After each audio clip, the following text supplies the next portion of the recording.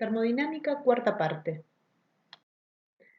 En esta clase vamos a ver evoluciones reversibles de gases ideales. Vamos a ver evoluciones isocóricas, isobáricas, isotérmicas y adiabáticas. También vamos a ver evoluciones irreversibles cuando la presión exterior es constante. Cuando un sistema evoluciona en forma reversible, su presión y su temperatura tienen que estar en equilibrio con el exterior, con el entorno.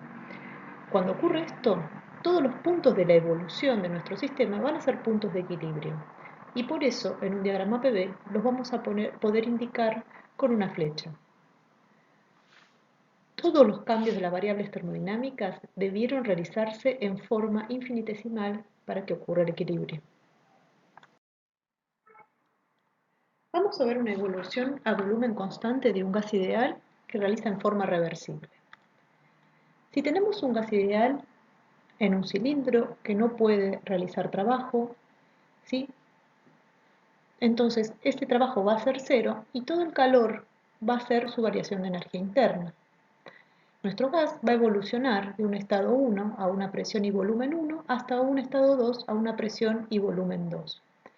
Y como lo va a hacer en forma reversible, podemos dibujar esa trayectoria con la recta azul indicando que va del punto 1 al punto 2. Este será un proceso isocórico reversible. Entonces, si la variación de energía interna para nuestro sistema es igual al calor más el trabajo, y como dijimos que el trabajo es menos la integral de la presión de oposición diferencial de volumen y no hay variación de volumen de nuestro gas, no realiza trabajo, nuestro trabajo es igual a cero y la variación de energía interna es igual al calor a volumen constante. La variación de energía interna la vamos a poder calcular con la expresión que ya habíamos visto en la teórica anterior en función de la capacidad calorífica a volumen constante, y la variación de entalpía del sistema, también como es una función de estado, la vamos a poder calcular con la capacidad calorífica a presión constante. Vamos a ver ahora una evolución a presión constante reversible. Si la presión exterior permanece constante e igual al gas, porque dijimos que es reversible y tiene que estar en equilibrio, entonces en un diagrama presión-volumen, nuestro gas se encuentra inicialmente en un estado 1, una presión 1 y volumen 1, y va a evolucionar a presión constante en dirección de la flecha azul hasta el punto 2, hasta alcanzar un volumen 2. Como esto fue un proceso reversible, podemos dibujar esta recta indicando la dirección de la evolución con la flecha. El proceso va a ser un proceso isobárico, significa presión constante reversible. Entonces, si nuestro gas está dentro de un pistón y recibe una cierta cantidad de calor Q, la presión externa va a ser igual a la del gas y va a realizar un trabajo de expansión. Entonces la variación de energía interna es igual al calor más el trabajo, y como la presión es igual a la presión exterior, cuando vamos a calcular nuestro trabajo la podemos sacar de la integral como una constante aparte, porque dijimos que se mantenía constante, y nos queda menos presión por la variación de volumen. Así calculamos el trabajo reversible a presión constante. Por otra parte, sabemos que el calor a presión constante era igual a la variación de entalpía. Por lo tanto, el calor que tuvo que haber recibido ese gas va a ser igual al número de moles por el Cp molar por la diferencia de temperatura. Y la variación de energía interna la podríamos sacar directamente de hacer calor más trabajo, o bien a partir de la expresión número de moles Cp molar por la diferencia de temperatura. Bueno, vamos a ver ahora una evolución a temperatura constante que ocurre en forma reversible. Entonces, si nuestro gas se encuentra a una determinada temperatura isotérmica que se va a mantener constante, y en todo momento el gas y el entorno están en equilibrio, o sea que el entorno va a tener la misma temperatura que el entorno va a tener que evolucionar de la misma manera que lo haga el gas. Si inicialmente nuestro gas está en un punto 1 y evoluciona en forma reversible hasta el punto 2, se va a mover sobre esta isoterma, va a ir variando su presión hasta llegar al punto 2, ¿sí? Y esa trayectoria la podemos representar con una flecha porque el proceso fue isotérmico y reversible. Si no es reversible, no podemos poner la flecha. Entonces, nuestro gas que está metido dentro de un pistón va a recibir una cierta cantidad de calor y va a realizar un trabajo. Entonces, si la temperatura permaneció constante, como la energía interna del gas depende solo de la temperatura, por ser un gas ideal, entonces no va a tener variación de energía interna porque no varió la temperatura. Y tampoco va a tener una variación de entalpía, porque también depende solo de la temperatura. Acuérdense de la teórica anterior. Entonces, la variación de energía interna, que era igual al calor más el trabajo, no va a haber energía interna, por lo tanto el calor nos va a quedar igual a menos el trabajo. La variación de energía interna vale 0 y la variación de entalpía vale 0. ¿Cómo calculo el trabajo? Me voy a la definición del trabajo. El trabajo es menos la integral entre el estado inicial y el final de la presión exterior diferencial de volumen. Pero como dijimos que el proceso era reversible, la presión exterior tiene que ser igual a la presión del gas más menos un diferencial de P para que evolucione. Entonces puedo reemplazar la presión exterior por la presión del gas. Como es un gas ideal, la presión del gas la vamos a reemplazar por la ecuación de los gases ideales, número de moles por R por T sobre el volumen. Y como la temperatura es constante, la puedo sacar de la integral para poder resolverla. Y obtengo así la expresión del trabajo que realiza en forma reversible. Este trabajo es igual a menos el calor. Vamos a ver ahora una evolución adiabática reversible. Si tenemos un gas dentro de un pistón y este está aislado de tal manera que no puede intercambiar calor con el entorno, o sea, por eso tiene paredes adiabáticas perfectas que no puede intercambiar calor, sin embargo, puede realizar trabajo porque dijimos que este pistón va a ser móvil. Entonces, la variación de energía interna de este gas, que es igual a su calor más el trabajo, como el calor es nulo, su variación de energía interna va a ser igual al trabajo. Vamos a escribir ahora esa variación de energía interna en forma diferencial. Entonces, la variación de energía interna es igual a ese delta de trabajo, que es igual a menos la presión exterior diferencial de volumen. Pero dijimos que el proceso ocurría en forma reversible, o sea que la presión del gas y la presión externa tienen que estar siempre en equilibrio. Entonces podemos reemplazar la presión exterior por la presión del gas. Por otra parte, sabemos que la capacidad calorífica a volumen constante, que es la derivada de U respecto de T a volumen constante, podemos despejar la energía interna como Cb por diferencial de T o número de moles Cb molar por diferencial de temperatura. Entonces esta expresión nos queda número de moles Cb molar diferencial de T igual a menos presión por el diferencial de volumen. Por otra parte, por ser un gas ideal, podemos reemplazar la presión por la ecuación de los gases ideales. Entonces llegamos a esta expresión. Habíamos llegado a esta expresión y podemos simplificar el número de moles de cada miembro. Ahora, para poder integrar, vamos a tener que reagrupar las variables. La temperatura va a tener que pasar del lado izquierdo dividiendo. Entonces podemos integrar cada miembro. Como la capacidad calorífica a volumen constante para un gas ideal no depende de la temperatura, la podemos sacar afuera. Y como la constante de los gases no depende del volumen, también los podemos sacar afuera de la integral. Entonces resolvemos la integral y llegamos a esta situación. Bueno, llegamos así a una expresión que nos vincula la temperatura y el volumen inicial de un gas con la temperatura y el volumen final de un gas para una evolución adiabática reversible. Vamos a reordenar un poco esta expresión. Pasemos, por ejemplo, el Cb molar dividiendo para el otro lado.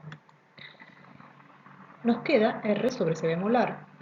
Y esto es igual al Cp molar menos el Cb molar sobre el Cb molar, porque R para los gases ideales era igual al Cp menos el Cb. Entonces esta expresión nos queda igual a Cp molar sobre Cb molar menos 1. Y Cp molar sobre Cb molar recibe el nombre de coeficiente adiabático y lo señalamos con la letra gamma. Entonces R sobre Cb molar es igual a gamma menos 1. Con la propiedad de los logaritmos podemos aplicarla aquí y entonces nos queda T2 sobre T1 va a ser igual a volumen 1 sobre volumen 2 elevado a la gamma menos 1. Y esto lo podemos escribir como volumen 1 sobre volumen 2 elevado a la gamma por volumen 1 sobre volumen 2 elevado a la menos 1. Aplicamos el menos 1 y llegamos a esa expresión. Si reemplazamos la temperatura 2 sobre la temperatura 1 con la ecuación de los gases ideales por presión 2 por volumen 2 sobre presión 1 por volumen 1, esta expresión nos queda P2B2 sobre P1B1 igual a B1 sobre B2 a la gamma B2 sobre B1. Podemos simplificar así el volumen 2 y el volumen 1. Y nos queda P2 sobre P1 igual a B1 sobre B2 elevado a la gamma. Reordenando, nos queda P1 por B1 a la gamma igual a P2 por B2 a la gamma. Bueno, con esto vimos que en esta evolución adiabática evolucionan simultáneamente o cambian simultáneamente la presión, el volumen y la temperatura, pero no lo pueden hacer en forma independiente entre sí, obviamente. Tienen que cumplirse que P por B a la gamma sea constante, además de tener que cumplir las ecuaciones de los gases ideales, que PB sea igual a nRT. P por B a la gamma igual a constante recibe el nombre de la ecuación adiabática.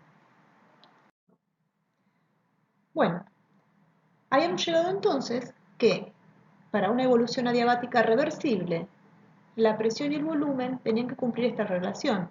La presión inicial por el volumen inicial elevado a la gamma tiene que ser igual a la presión final por el volumen final elevado a la gamma. O sea, tienen que cumplir esta relación para todos los puntos adiabáticos. O sea, para todos los puntos de la evolución adiabática. P por B a la gamma tiene que ser constante. Recuerden que gamma era igual al Cp sobre el Cv. Entonces, si lo graficamos en un diagrama PV, vemos que en el estado inicial, en el punto 1, nuestro gas va a tener una determinada presión y un determinado volumen, pero no se va a mover por la isoterma, porque dijimos que la temperatura tenía que variar. Varían las tres simultáneamente, presión, volumen y temperatura. Ni se mueve por la isoterma 1 de T1, ni por la isoterma del punto final 2. La temperatura va variando. Y la línea azul es la trayectoria que describe el gas cuando evoluciona en forma adiabática. Esta trayectoria se obtiene de hacer presión por el volumen a la gamma igual a constante. Este proceso fue un proceso adiabático reversible. Para poder calcular la temperatura en cada punto de la trayectoria adiabática, obviamente voy a utilizar las ecuaciones de los gases y puedo calcular su temperatura como PV sobre el número de moles por R. Aún no calculé el trabajo que hacía nuestro gas o que intercambiaba nuestro gas en una evolución adiabática. Ese trabajo va a ser el trabajo reversible porque dijimos que en todo momento estaba la presión del gas en equilibrio con la presión exterior. Y esto va a ser igual a menos la integral entre el estado inicial y el final de la presión que reemplazamos por la presión del gas diferencial de volumen. Pero como es una evolución adiabática, la presión y el volumen están relacionados con la expresión que habíamos dicho antes, presión por volumen a la gamma igual a una constante. Entonces reemplazo a presión por la constante sobre volumen a la gamma para poder integrar. Como conocemos el estado 1 de nuestro gas, o sea, sabemos cuál es su presión y su volumen inicial, podemos determinar la constante. La constante es igual a presión 1 por volumen 1 a la gamma. Entonces, como presión 1 y volumen 1 es constante para la integral, lo puedo sacar afuera y me queda que el trabajo reversible es igual a menos la presión 1 por el volumen 1 a la gamma por la integral entre el volumen 1 y el volumen 2 de 1 sobre volumen a la gamma diferencial volumen, perdón. Bueno, la integral se la dejo que la resuelvan ustedes, pero se llega a esta presión. El trabajo reversible va a ser igual a menos 1 sobre 1 menos gamma por presión 2, volumen 2, menos presión 1, volumen 1. Para poder calcular la variación de energía interna, la calculamos con el Cv molar y la variación de entalpía con el Cp molar. Bueno, entonces en una evolución adiabática reversible dijimos que nuestro sistema no podía intercambiar calor con el entorno porque tenía paredes adiabáticas, entonces todo el trabajo que realiza lo hace a expensas de su variación de energía interna. ¿Sí? Entonces, el gas va a realizar un trabajo, su trabajo va a ser negativo y esto va a disminuir su energía interna. Por lo tanto, el gas se va a enfriar. La temperatura final que alcanza, la temperatura Tb, va a ser menor que la temperatura inicial Ta. Si el proceso es inverso y el gas se comprime en forma adiabática, el trabajo va a ser positivo y va a aumentar su energía interna. Va a pasar del punto B al punto A y aumentará su energía interna. Bueno, vamos a comparar ahora una evolución adiabática reversible con una evolución isotérmica reversible. Si tengo un gas ideal que evoluciona de un estado 1 al estado 2 por un proceso adiabático, este va a realizar menos trabajo que si lo hace por un proceso isotérmico que llegue a la misma expansión, o sea, que llegue al mismo volumen final. ¿Sí? Entonces, si yo tengo un gas en el estado 1 y evoluciona en forma adiabática, va a seguir reversible, obviamente, va a seguir la curva de color azul y va a llegar a un estado 2. Y su trabajo va a ser el área debajo de esta curva, ¿sí? Si lo hiciera en forma isotérmica, iría del punto 1 al punto 2 a través de la isoterma de temperatura T1. Y su trabajo sería el área bajo esta curva. Fíjense que el trabajo es mayor.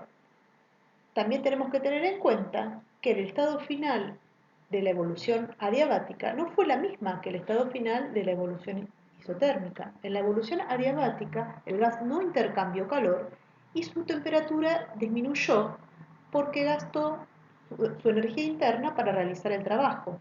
En cambio, en una evolución isotérmica, el gas mantuvo su temperatura constante, recibió calor, ¿sí?, y realizó el trabajo.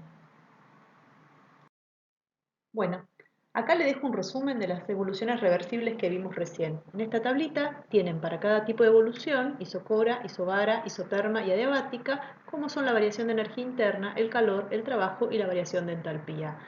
Obviamente que no es para que se la aprendan de memoria, para algo hicimos todas las deducciones, ¿sí? Acá nada de memoria. Vamos a ver ahora evoluciones irreversibles de gases ideales. Ahora irreversibles. Entonces, si un gas ideal se encuentra en un estado 1 y evoluciona hasta un estado 2, ambos estados de equilibrio, pero lo hace en forma irreversible, o sea que no está en equilibrio durante la evolución con el entorno, no vamos a poder indicar su trayectoria en un diagrama PV porque no sabemos si todos los puntos que transitó fueron de equilibrio. Vamos a saber que el punto inicial fue de equilibrio y el punto final fue de equilibrio, pero la trayectoria no la podemos indicar.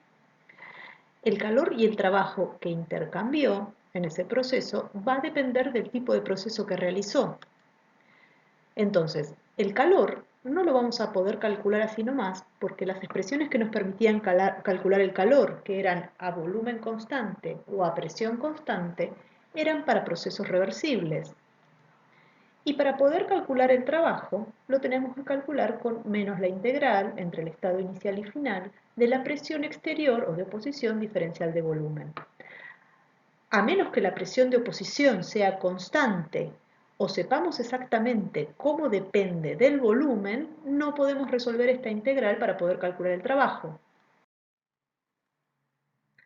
Bueno, tenemos un gas ideal que se encuentra en un estado 1 y evoluciona frente a una presión externa constante, Px, hasta alcanzar su estado 2 de equilibrio. Entonces, en mi estado 1, mi estado inicial, mi gas tiene un volumen 1 y se encuentra frente a una presión exterior constante. La presión exterior va a ser menor que la del gas, entonces cuando se libere este pistón, el gas se va a expandir, ¿sí?, hasta alcanzar un estado 2.